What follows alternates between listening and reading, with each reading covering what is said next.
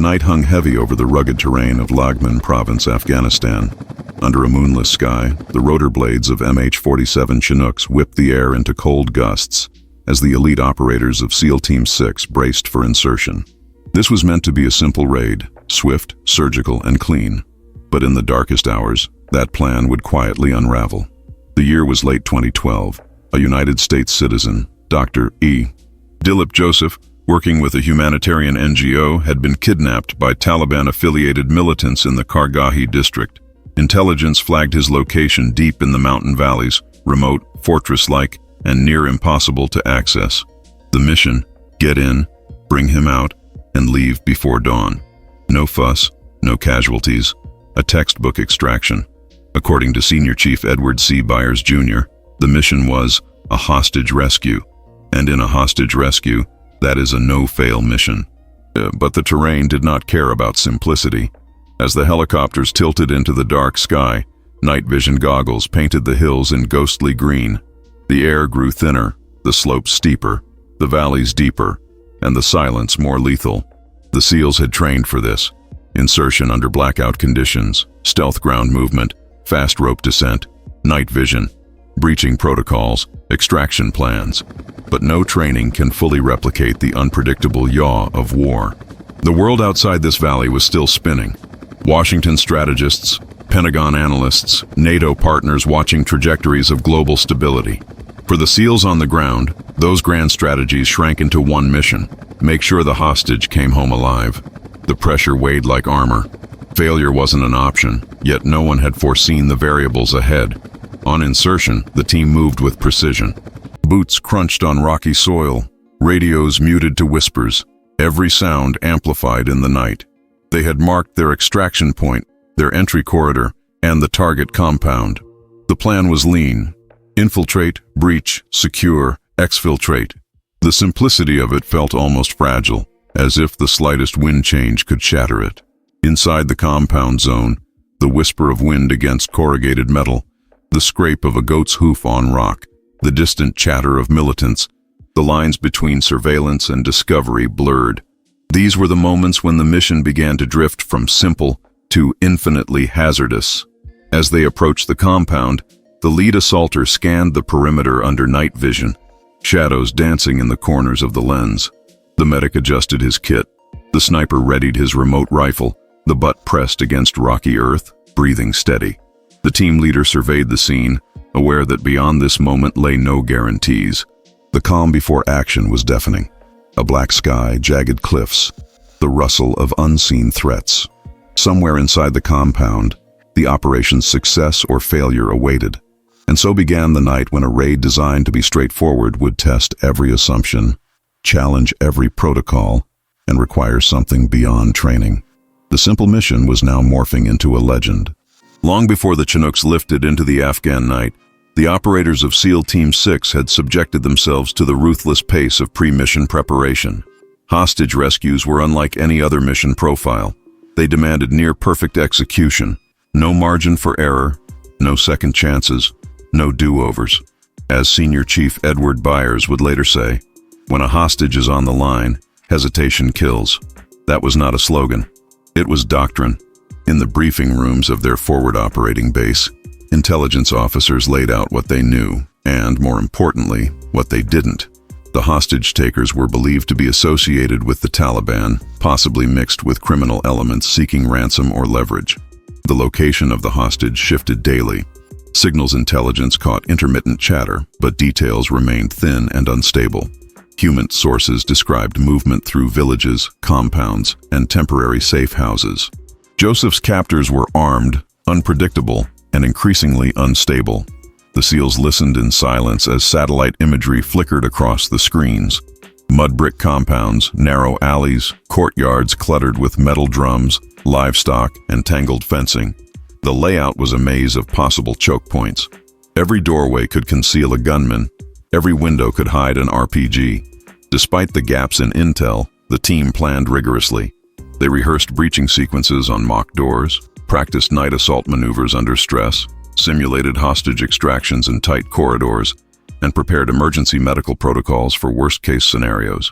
The team's medic reviewed trauma treatments again and again, chest wounds, arterial bleeding, crush injuries. For him, the hostage wasn't the only patient he might need to save. Any operator could fall. Any operator might need intervention under fire. Each man understood the emotional weight of the mission. Dr. Joseph was alive, frightened, beaten, and moving between captors. If they didn't act soon, the kidnappers might relocate him beyond reach or, worse, decide he was a liability. Time was the enemy. So was fatigue. So was uncertainty. On mission day, final checks became ritual. Night vision goggles adjusted, comms encrypted, body armor tightened, weapons inspected, lubrication clean, magazines full, optics aligned. Every operator moved with the calm of someone who understood exactly what was at stake. As the Chinook's engines roared to life, sending vibrations through the metal frames, the tension inside the cabin thickened. The operators sat shoulder to shoulder, silent, faces hidden behind oxygen masks and NVG mounts. The team leader reviewed the plan again in his mind. Insertion point, movement route, breach point, hostage location, contingencies A through F. But he also knew something greater. The moment boots hit the ground, the plan would bend to reality. The flight path cut through valleys where the mountains rose like jagged teeth. The pilots flew nap of the earth, keeping the aircraft low and masked by terrain to avoid detection. Every man inside felt the vibration through his chest plate. 15 minutes out, 5 minutes, 30 seconds. When the Chinooks flared for landing, dust exploded into the night, swallowing the team in a swirling brownout. Boots hit the ground. The SEALs formed a perimeter instantly, weapons up, eyes scanning. The medic dropped to a knee to secure gear. The breachers stacked. The point man moved. They advanced in disciplined silence along a narrow footpath, climbing over shattered rocks and dipping into dry creek beds. The night was cold enough that breath fogged under the NVG lenses. At one point, distant voices carried across the wind, a reminder that enemy fighters could be anywhere. Inside the team, stress did not show on faces. It lived in the rhythm of their steps, the tightening of their grips, the heightened awareness that bordered on instinct. Every operator carried the silent fear that the hostage might already be dead. But fear for them was not paralysis. It was fuel. Approaching the target compound, they halted. The walls rose from the earth like a crude fortress. Mud, stone, metal, shadows. A single bulb flickered inside, casting long patterns across the ground. The team leader whispered final commands through the radio, voice low but steady. Then came the moment where preparation met reality. The simplest detail, a guard unexpectedly repositioned near the entrance, forced the leader to alter the plan. New entry point, new angles, new risks. The mission, once simple, began to twist beneath their feet. What awaited them inside would change everything. The final seconds before breach felt stretched, suspended in a tension so sharp it could cut skin. The team leader scanned the courtyard one last time, measuring shadows, angles, movement. The unexpected guard pacing near the doorway forced an immediate pivot. There was no time for debate, no time for committee decisions. In hostage rescues, seconds weren't just valuable, they were lethal. With a hand signal, the point man adjusted position. The breacher moved to a different section of the wall, locating a structural weak point identified during rehearsals. The revised plan was quiet, fast, and unforgiving. Neutralize the guard, penetrate the compound, locate the hostage, and dominate every room before the captors could respond. The guard took 2 more steps, turned his head, and froze. Something in the darkness had caught his attention. A sound, a shimmer of movement. It didn't matter. He reached for his weapon. A suppressed shot cracked through the night, soft, surgical, final. The guard dropped before he could raise the alarm. The breacher immediately set the charge. The team stacked tight, boots digging into the earth, bodies tensed. The whispered call came through comms. Stand by. Breach, breach, breach. The charge detonated with a muted thump, blowing a jagged hole through the mud brick wall. Dust exploded outward as the SEALs surged through the gap like a flood of controlled violence. The first operator entered low, scanning right. The second moved high, sweeping left. Muzzles tracked every corner, every doorway, every flicker of movement. Inside, chaos ignited instantly. A fighter appeared from a side room, AK raised. He fired wild, panicked. Rounds smacked into the wall behind the SEALs, spraying fragments of stone. The point man answered with 2 controlled shots, dropping him before he could adjust aim.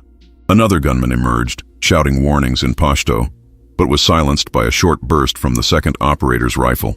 The team advanced deeper into the compound, clearing rooms with precision. Shouts echoed from somewhere ahead. Confusion, fear, and then the unmistakable signal of enemy fighters mobilizing. The SEALs moved faster.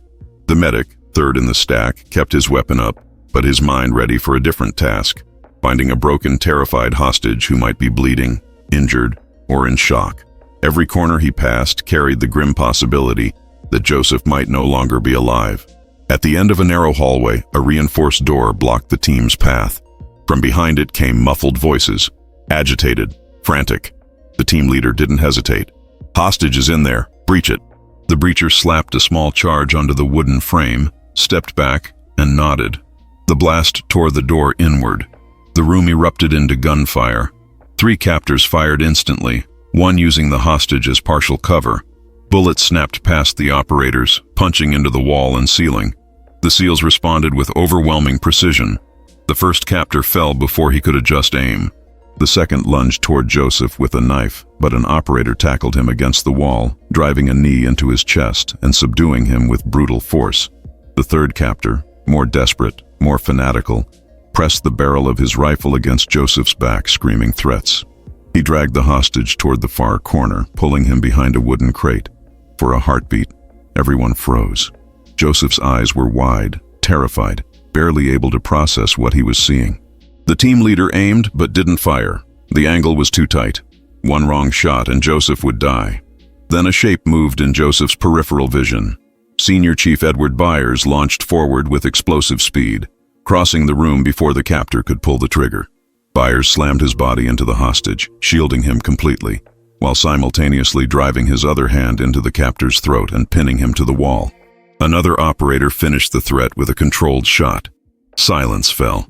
"Hostage secured," Byers called out, his voice steady despite the adrenaline. But the mission was far from over. Outside the compound, enemy reinforcements were already closing in. The door closed behind the SEALs as they exited the compound with the hostage in tow, but it was far from the end of the mission. In fact, the real pressure had just begun. The moment they emerged into the Afghan night, the rescue force became a target. The extraction route, once carefully planned, now shifted into survival mode. Helicopters loomed overhead in the darkness, but the ground path to the landing zone was exposed. The team moved rapidly, holding the American doctor in the center of their stack, weapons up, eyes scanning every ridge and valley.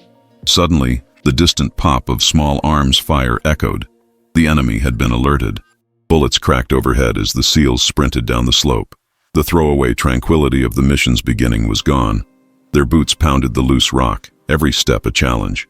The medic kept a hand ready on the doctor's shoulder. The sniper adjusted his hoof-mounted stock for cover fire, and the team leader signaled a change in LZ, landing zone. Under fire, the extraction point shifted to a clearing 300 meters west, an open field lit only by the dim glow of the moon. The helicopters laid smoke markers, rotating rotors, stirring gusts of dust and debris.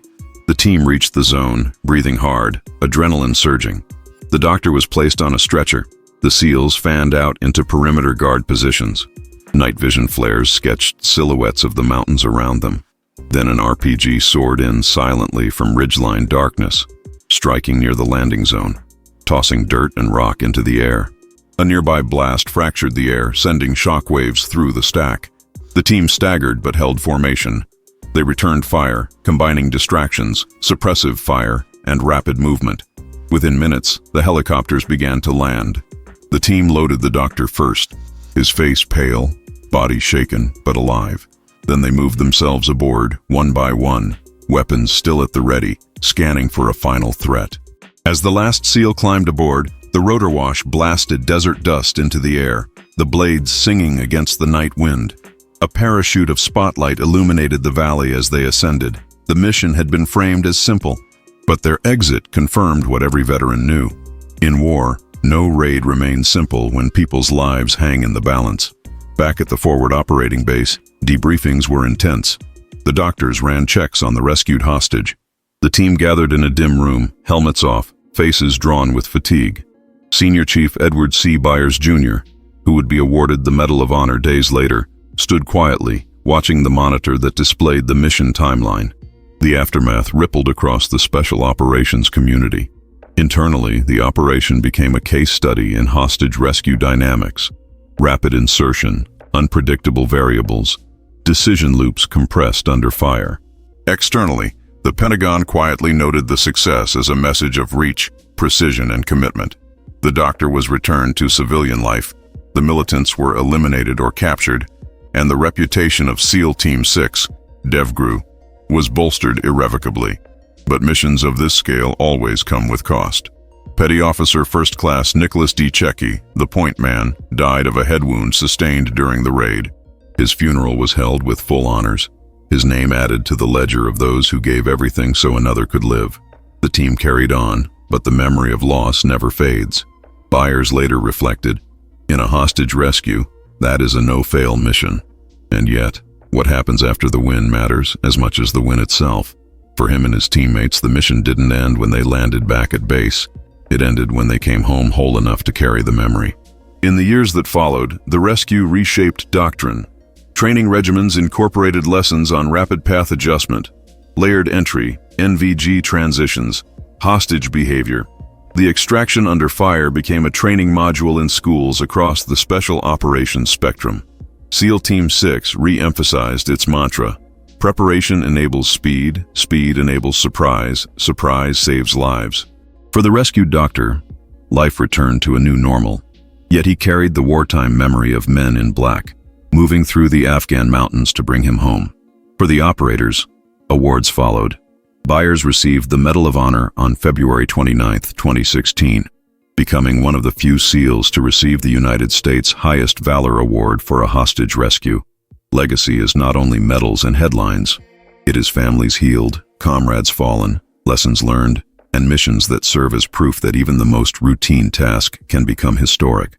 The raid started small. It ended as legend.